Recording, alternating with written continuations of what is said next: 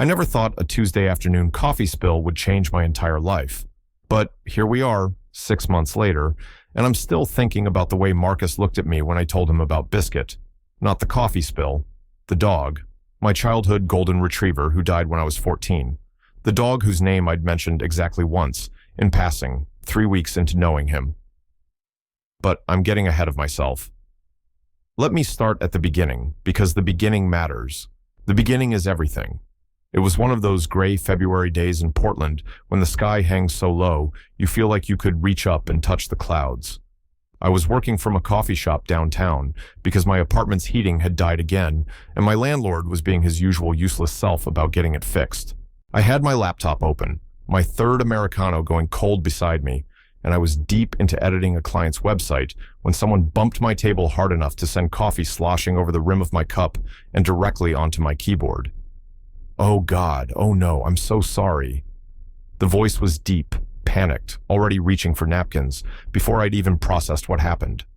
I looked up, ready to be annoyed, and found myself staring into the most genuinely distressed brown eyes I'd ever seen. The guy was tall, maybe 6'2", with dark hair that looked like he'd been running his hands through it all morning, and a jaw that could cut glass. He was wearing a navy peacoat over a gray Henley, and he had this energy about him. This nervous, kinetic thing that made me forget about my coffee-soaked keyboard for a full 3 seconds. It's fine, I heard myself saying, even though it definitely wasn't fine. That was a $700 laptop and coffee was seeping between the keys. It's okay, really. It's not okay. He was dabbing at my keyboard with napkins, his movements careful and methodical despite his obvious panic. I wasn't watching where I was going. I was reading an email and walking, and that's such a stupid thing to do in a crowded coffee shop. Let me buy you a new coffee. And God, your computer. Is it ruined? I'll pay for it. I'll pay for whatever it costs to fix it. There was something about the way he said it, the genuine horror in his voice, that made me smile despite everything. Hey, breathe, I said. Seriously, it's okay. These things are pretty resilient. Let me just turn it off and let it dry out. He watched as I powered down the laptop, still holding a wad of coffee-soaked napkins, looking like he wanted to do something more, but didn't know what. I'm Marcus, he said finally, Marcus Chen. And I'm usually not this much of a disaster, I promise. Adrian, I replied. Adrian Foster. And honestly, you should see me on Monday mornings. This is nothing. That got a small smile out of him, and I noticed the way it transformed his whole face. He had one of those smiles that started slow and then just took over, crinkling the corners of his eyes, making him look younger than the 30-something I'd pegged him for. Can I at least buy you a new coffee? He asked. And maybe lunch? I feel like I owe you more than just a coffee at this point. I should have said no. I had work to do, deadlines to meet, and my laptop was potentially destroyed. But something about Marcus, about the way he was looking at me with those earnest brown eyes, made me say yes instead. Sure, I said, but you're buying me one of those overpriced sandwiches too, the ones with the fancy cheese. We ended up talking for 3 hours. Turns out, Marcus was an architect, working for a firm a few blocks away, and he'd been having the kind of morning where everything goes wrong. Missed his alarm, spilled toothpaste on his shirt, got stuck in traffic, got a terse email from a client, and then, as the cherry on top of his disaster Sunday, destroyed a stranger's laptop in a coffee shop. I told him about my web design business, about how I'd quit my corporate job 2 years ago to go freelance, and how it was simultaneously the best and most terrifying decision I'd ever made. We talked about Portland, about how we'd both moved here from somewhere else, him from San Francisco, me from a small town in eastern Oregon that nobody's ever heard of. We talked about our families, carefully at first, feeling out the boundaries, and then more openly when it became clear we were both dancing around the same thing. He mentioned an ex-boyfriend. I mentioned mine. The air between us shifted, became charged with possibility. I had a dog growing up, I found myself saying at some point, though I couldn't remember how we'd gotten onto the topic of childhood pets. Golden retriever named Biscuit. Terrible name, I know, but I was 7 when we got him, and I'd just learned about biscuits and gravy and thought it was the funniest thing in the world. He lived until I was 14. Best friend I ever had, honestly. Marcus smiled at that, soft and understanding. That's not a terrible name. That's a perfect name for a 7-year-old to come up with. He told me about his childhood cat, a grumpy orange tabby named Chairman Meow, and we both laughed at how ridiculous pet names always sound when you say them out loud to another adult. Eventually, reluctantly, I said I needed to get going, try to salvage my workday, maybe see if my laptop would turn back on. Marcus insisted on giving me his number. "For the laptop," he said. "I'm serious about paying for repairs if it needs them. And also, if you want to get coffee again sometime, coffee that I don't spill on your electronics." I saved his number, texted him that evening. We got coffee again that weekend, and then dinner the next week. And then we just kept seeing each other, falling into this easy rhythm that felt both exciting and comfortable at the same time. Marcus was different from anyone I'd dated before. He was thoughtful in ways that caught me off guard. He remembered little things I mentioned in passing. He asked questions and actually listened to the answers. When I talked about my work, he wanted to see my designs, asked about my process, celebrated my wins like they were his own. When I had a bad day, he knew how to give me space without disappearing entirely. But I was scared. God, I was so scared. I'd been hurt before, badly, by someone who said all the right things and then left when things got hard. I'd built walls, convinced myself I was better off alone, that depending on someone else was just setting myself up for disappointment. So even as I felt myself falling for Marcus, I kept part of myself held back, protected. 3 weeks in, we were at his apartment, a beautiful loft space in the Pearl District with exposed brick and these huge windows that let in floods of natural light. We were cooking dinner together, or rather, he was cooking, and I was sitting on his counter drinking wine and keeping him company. He was telling me about a building his firm was designing, his hands moving animatedly as he described the way light would filter through the glass facade, and I was only half listening because I was too busy watching the way his face lit up when he talked about something he loved. "You're not even listening," he said, but he was smiling. "I am," I protested. "You were talking about light and glass and how they interact or something." Or something. He stepped closer, positioned himself between my knees where I sat on the counter. "What are you thinking about?" "You," I admitted, because the wine had made me honest. "How you get when you talk about architecture, how your whole face changes." He kissed me then, soft and sweet, tasting like the tomato sauce he'd been stirring. When he pulled back, he was looking at me with this expression I couldn't quite read. "I really like you, Adrian," he said quietly. "Like, really like you. Just so you know." My heart did this painful little flip in my chest. "I really like you too," I managed to say, and then, because I was scared of how much I meant it, I made a joke about the sauce burning, and the moment passed. We ate dinner, watched a movie, fell asleep on his couch tangled together, and when I woke up at 2 a.m. with a crick in my neck, Marcus was awake too, just watching me in the dim light from the window. "Hey," he whispered, "let's go to bed." And we did, and it felt significant somehow, that simple domesticity, the way he lent me a t-shirt to sleep in, the way we both brushed our teeth at his bathroom sink, the way he pulled me close in his big bed, and I let him. The weeks passed. We fell deeper.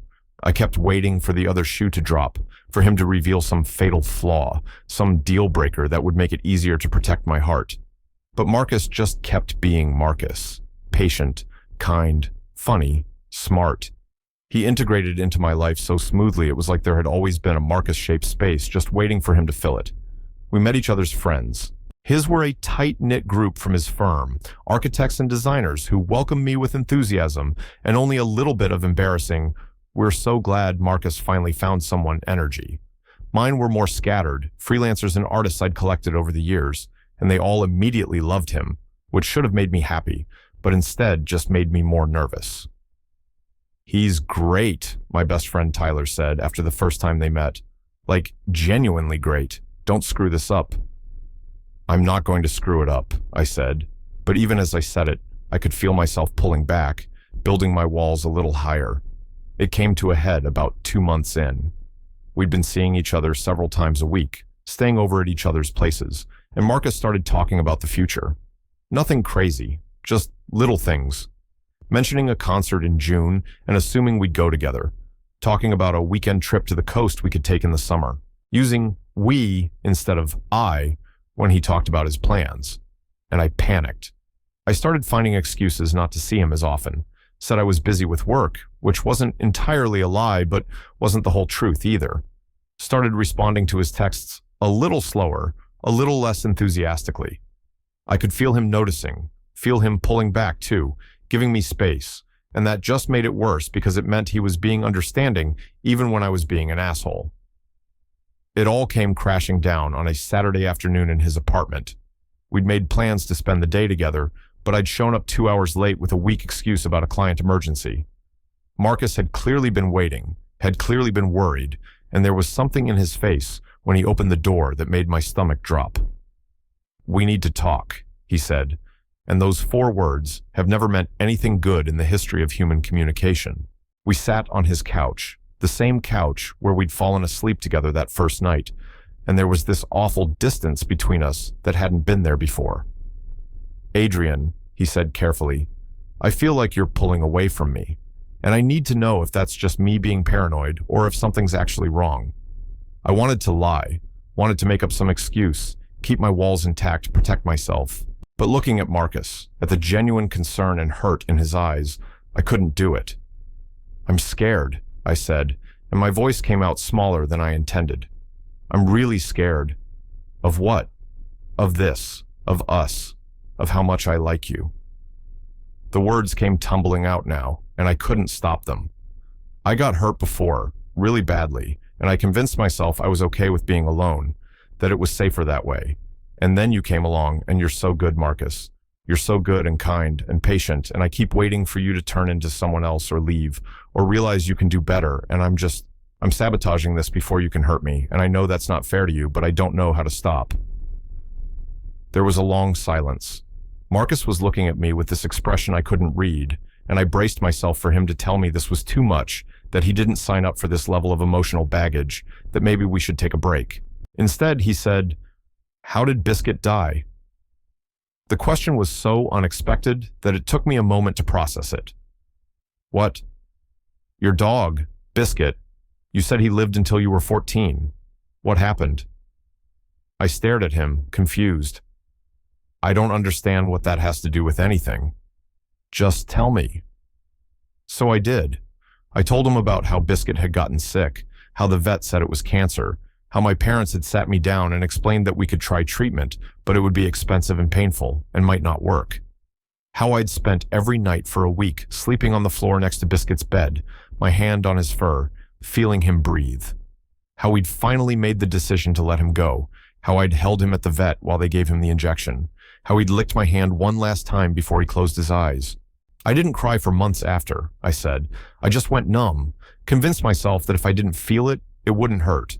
And then one day I was in the kitchen and I dropped a piece of food and automatically looked for Biscuit to come clean it up, and he wasn't there, and I just lost it. Cried for hours. Marcus reached over and took my hand. "Adrian, you can't protect yourself from loss by not loving things. That's not living. That's just existing." "I know that," I said. "Logically, I know that. But knowing it and feeling it are different things." "I get it. I do. You think I'm not scared too? You think I haven't been hurt before? I have. But I'm here anyway, choosing to risk it, because what we have is worth the risk." He squeezed my hand. "I'm not going to promise I'll never hurt you, because people hurt each other sometimes even when they don't mean to. But I can promise that I'm not going anywhere. I can promise that I'm in this, really in this, for as long as you want me to be." I felt something crack open in my chest, something that had been locked tight for years. "I want you to be," I whispered. "I want this. I want us. I'm just so scared of messing it up." "Then mess it up with me," Marcus said. "Be scared with me. We'll figure it out together."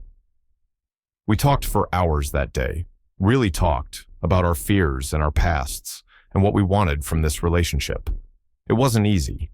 There were moments where I wanted to shut down, to retreat behind my walls. But Marcus was patient, coaxing me back out, sharing his own vulnerabilities in return. By the time the sun set, something had shifted between us. The distance was gone. We were closer than we'd been before. That night, lying in his bed with his arm around me and my head on his chest. I felt something I hadn't felt in years. Safe. Not just physically safe, but emotionally safe. Like I could show Marcus all my broken pieces and he wouldn't run away. "Thank you," I said into the darkness. "For what?" "For not giving up on me. For being patient. For asking about Biscuit." I felt him smile against my hair. "I remembered you talking about him that first day. You got this look on your face when you said his name, like you were 7 years old again. I could tell he meant a lot to you." Something about that, about the fact that Marcus had held on to that detail, had remembered it weeks later, and known exactly when to bring it up, made my eyes sting with tears. "I think I'm falling in love with you," I said, and it was the scariest thing I'd ever admitted out loud. Marcus pulled me closer. "Good," he said, "because I'm already there." That was 4 months ago. We've had our ups and downs since then.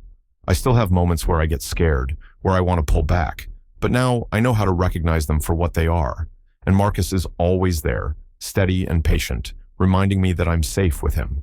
Last week, he asked me to move in with him. We were walking through Forest Park, his hand in mine, talking about nothing and everything, and he just said it. "Move in with me. I know it's fast, but I hate the nights when you're not there. I want to come home to you every day." I said yes. Of course I said yes. Because somewhere along the way, I stopped being afraid of the fall and started enjoying the flight. We're planning the move for next month. I'm getting rid of half my stuff, which is painful, but also kind of liberating. Marcus is clearing out space in his closet and his bathroom, making room for me in his life in all these tangible ways. We talk about the future now without me panicking. We make plans. We use we and us and our, and it feels natural. Yesterday, we were at a shelter because Marcus had surprised me by saying he thought we should get a dog. "Our dog," he said. "I know nothing can replace Biscuit, but I think we're ready. What do you think?" We walked through the kennels, looking at all the hopeful faces, and I felt my heart crack open a little more.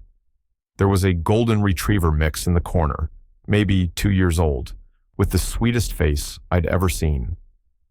When we approached, he wagged his whole body, not just his tail, and something about it reminded me so much of Biscuit that I had to blink back tears. "This one," I said. "Can we meet this one?" Marcus smiled. "Yeah, let's meet this one." We spent an hour with the dog in the visiting room. He was perfect, goofy and loving, and exactly what I didn't know I needed. We filled out the application. We're going back tomorrow to pick him up if it's approved. "What should we name him?" Marcus asked on the drive home. I thought about Biscuit and 7-year-old me, and how much has changed since then. About Marcus, and how he remembered my dog's name after one casual mention. About how he's taught me that opening your heart again after loss isn't weakness, it's courage. "I don't know yet," I said, "but we'll figure it out. Together." Marcus reached over and took my hand, lacing our fingers together. "Together," he agreed. And sitting there in his car, the Portland rain starting to fall outside, his hand warm in mine, and our whole future stretching out ahead of us, I realized something. I'm not scared anymore, or maybe I am, a little, but I'm not letting that fear stop me from living, from loving, from letting myself be loved in return. Biscuit was the best friend I ever had, but he taught me something important. He taught me that love is always worth the risk of loss, that the joy of connection far outweighs the pain of goodbye, that closing your heart to protect it from hurt also closes it to happiness. Marcus remembered the name of my childhood dog, and in doing so, he remembered me, all of me, the 7-year-old who loved unconditionally, the 14-year-old who learned about loss, the adult who was scared to love again. He saw all those versions of me and chose to love them all. That's what I'm choosing now, too. I'm choosing to love Marcus with my whole heart, walls down, fear and all. I'm choosing to believe that we can build something lasting, something real. I'm choosing to be brave. And if that's not what Biscuit would have wanted for me, I don't know what is. He loved fearlessly, without reservation, until the very end. The least I can do is try to do the same. So here's to Marcus, who spilled coffee on my laptop, and somehow ended up spilling into my whole life. Here's to second chances and golden retrievers, and the courage to love again. Here's to remembering that the names we carry, the losses we bear, the fears we hold, they don't have to define us. They can transform us instead if we let them. Here's to choosing love over fear every single time.